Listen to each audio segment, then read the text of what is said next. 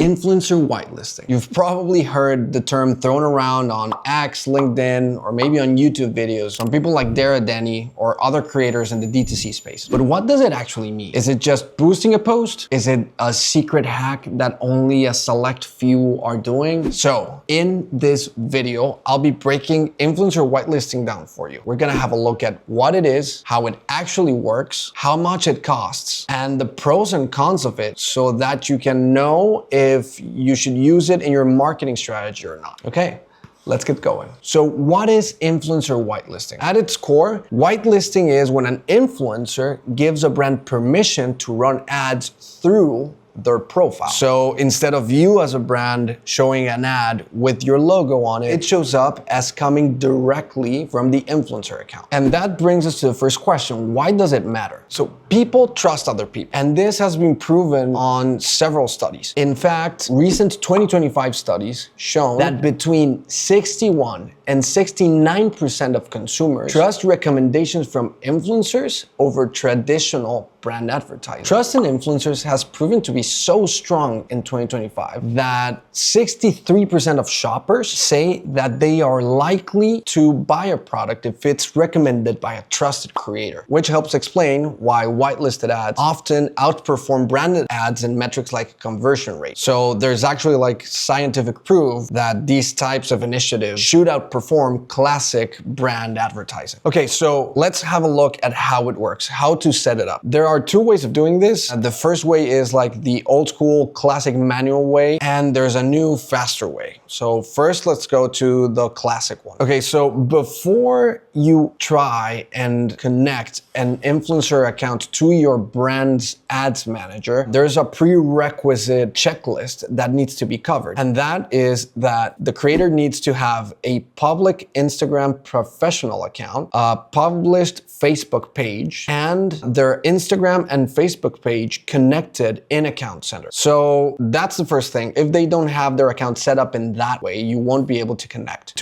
your ads manager to their creator profile. Okay, so as a creator, if your Instagram isn't professional yet, you can switch it easily in settings, account type and tools, and then switch to professional. So that's how you do it. Okay, so now that the prerequisites are met, let's go into the first step, which is put the creator's assets in a business manager. And this is done from their side. Okay, so the creator needs to open up a business manager account, and the creator needs to add their Facebook page and their Instagram handle to the business manager. That way they can share them properly with you. So now that the influencer has completed step one, let's go to step two, which is sharing access to their handles via partner ID. So you, the brand, will send your business manager ID to the influencer, and then the creator or influencer goes to business settings, users, then to partners, and then they need to click on give a partner access to assets. They will enter your ID and grant you access to their Facebook page and Instagram account with the proper ad permissions. Okay, so as you have seen, this is quite a complicated setup. And what I've found is that influencers often get lost in the process. They're not used to being on Ads Manager and setting things up. So oftentimes we see processes stall and ads don't get launched in weeks because of all of this, like connection process. And this is where today's sponsor, Leadsie, makes life way easier. Instead of sending influencers down a rabbit hole of clicks, you can just send them a simple Leadsie link. They click once and it's like 3 buttons they need to touch, and boom, they're connected to your ad account. No headaches, no wasted time. I loved Leadsie. We've used it all of this year and we've connected dozens of influencer accounts to our business manager with it. I can't recommend it enough. You can try it free for 14 days by clicking the link that's in the description. So step 3 is a sanity check in Ads Manager. This is something that the brand does. And the way you do this is super simple. You create an ad like you normally would, but once you get to the point where you have to select the brand's Facebook page on the ad, click there and you need to look out for the influencer's handle instead. The influencer's handle should appear in the drop down there. And if that happens, then you're ready to go. Okay, so now you've connected the influencer's account to your ads manager. Let's have a look at contracts and costs. And this is also super important because a good contract will set you up for scale. A bad contract or a bad deal will really become a huge headache. So what I'm seeing in 2025 is that honestly, influencer fees do tend to vary a lot. I'm seeing different things in today's market. So for example, for a single video UGC, creators can charge anywhere between $350 up to $800 or the low thousands, right? So that's for just one video. Now, when it comes to whitelisting, I oftentimes see creators charge a monthly fee for access to their handle, and that is usually between $150 to $500 depending on the creator. So as you can see, that's a big range, but those are some ballpark figures you can take as reference before you get started. One tip that works really well for both sides, honestly, is to get started on a 30-day free trial on the whitelisting. So how does this look like? Basically, the brand gets 30 days of whitelisting access for free as a test. And I know as a creator, you may be reluctant to do this, but honestly, this is a really good way to increase your following and your exposure, and the brand will boost your profile, boost your posts, and that's gonna give you like not only more followers, but also it's gonna make your portfolio larger. So of course, this wouldn't apply for every single opportunity that you have, but we do try and ask a free trial for creators, and that has historically set us up for a longer term relationship. These relationships have evolved, even fixed monthly fees, right? So like a 6-month contract, the creator gives us whitelisting access plus a specific amount of video every single month for 6 months. And that is something that many creators I've seen that they really like because it gives them like a consistent financial flow. But the first step is, how does the handle perform and how do your videos perform, right? So I think this is a very interesting conversation. I would love to know your thoughts in the comments. Now, when it comes to structure, I think there are 3 buckets in which creators tend to price their services. Number one, as we've mentioned, is a flat fee, which is my favorite. The second bucket would be a percentage of ad spend. And the third one would be to bake into an overall campaign rate. As I mentioned, my favorite's the flat fee. I do have one rule here. That is that I try to never agree on percentage of ad spend fees. We've had cases where a simple ad scales to $400,000, $500,000 a month in ad spend. And then we have to pay not only the agency, but now also a creator, and then profits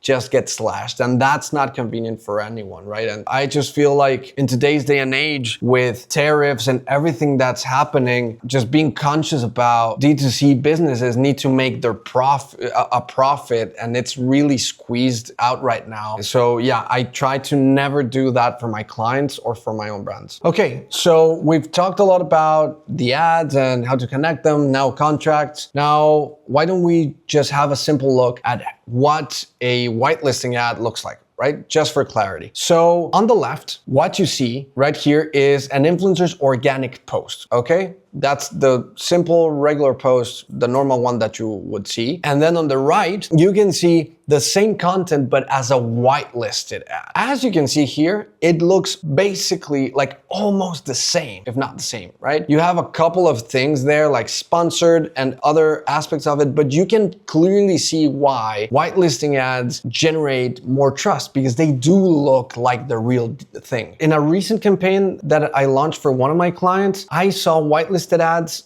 double conversion rate for a specific product. On another one, what I saw is that the whitelisted ads reached twice as many new ad accounts with the same amount of money. So basically these ads, why I think they're working in terms of like algorithm is not only do they produce more trust because of everything that we've said thus far, but since they are different and it's a different handle, Meta rewards that because it likes creative diversity. It interprets interprets those signals and you can access cheaper ad accounts that way. And that's why it's like so sexy right now and everyone's doing it, because it's an easy way, once you have it set up and systematized, to reach more new accounts. Another thing that I find fascinating is that when you do this, you also gain access to the influencers' audiences. Just knowing that and maybe infusing your retargeting campaigns with them is also a tactic that sometimes we try, particularly through play audiences or Facebook or Instagram engagers in Last 365, in case, not in case, but like I try and match those audiences depending on who and what the influencer does. Yeah, I try to match those with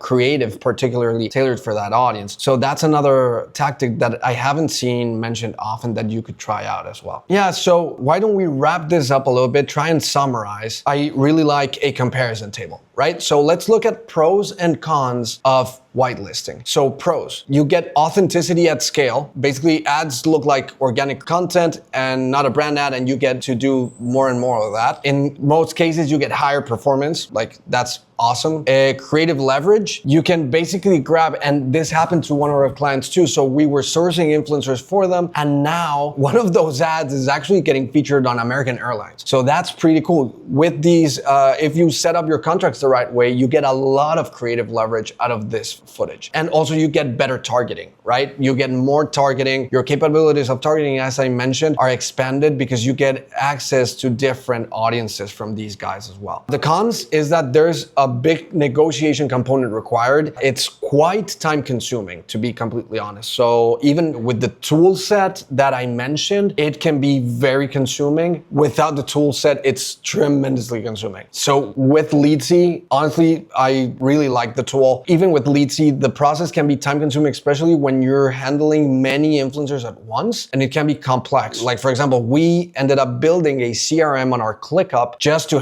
manage all of that piece, right? I don't even know what I would do without Leadsie because it would just be twice as much time there. Another thing is dependency on the creator. I have seen these ad accounts where, if they don't keep paying this person or this doctor that they're running ads through, basically the entire business plummets, and you never want to do that, right? So if you're gonna go in and you start seeing success, try and put your eggs not just in one basket, try to diversify a little bit and try to find more creators, and also try and make your branded stuff work, because you can, right? Like that's not impossible. Finally, I think we covered this already, but like setup complexity. It is a complex process to set up and it can be complicated. Okay, so let's wrap it up. Should you try influencer whitelisting? Absolutely. If you're not doing it yet, I encourage you to go try it out. I do see this working across several ad accounts. We manage like 20 ad accounts right now, and every single one of them is whitelisting and it's performing well for them. So in 2025, I do feel like everyone should be probably doing this. It does take a little bit of an SOP to build to replicate this at scale, but it's totally worth it. And remember that if you want to skip the headaches of the meta setup piece, you can always use Leadsie. And